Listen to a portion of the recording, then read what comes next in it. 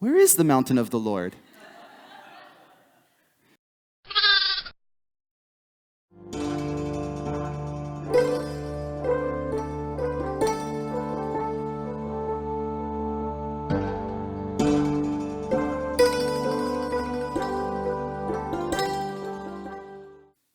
Look at verse 8.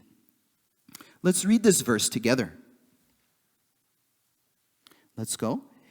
Abraham answered, God himself will provide the lamb for the burnt offering, my son. And the two of them went on together. Abraham was not emotional. Instead, he said to Isaac, God himself will provide a lamb for the burnt offering, my son. His statement here reveals to us his mindset. Abraham's mentality or logic, actually, Abraham's faith. Once Isaac was sacrificed to God as a burnt offering, how would God's promises given to him come true? Abraham's belief was that God himself would provide a way to fulfill his vision. How? Abraham's response was, I don't know, but God must have a way. God himself will provide. God himself will take care of that matter. He believed beyond his imagination and logic that God had a way to fulfill it, even if Isaac was killed. So he did not hold on to Isaac. He did not insist, saying that in order to fulfill God's great vision upon his life, he must secure Isaac no matter what. Instead, he trusted in God, who would do more than he could imagine and fulfill his own promises. Thereby, Abraham entrusted this matter, the matter of fulfilling God's great vision given to him, into the hands of God by faith in God.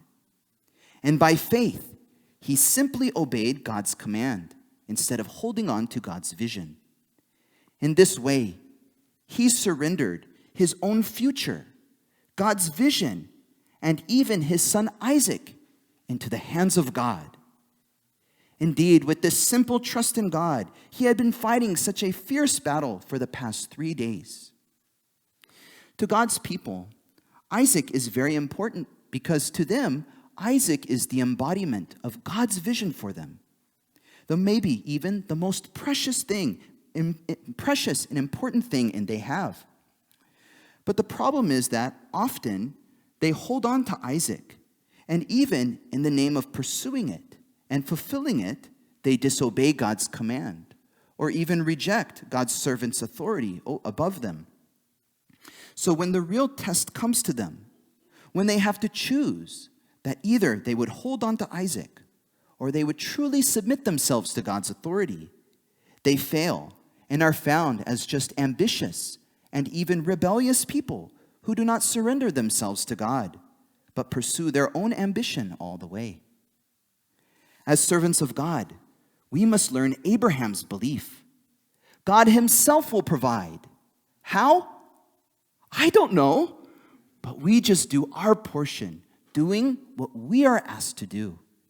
And when we really believe this, we can surrender our life, our future, and even God's great vision upon our life to God by obeying God's command absolutely.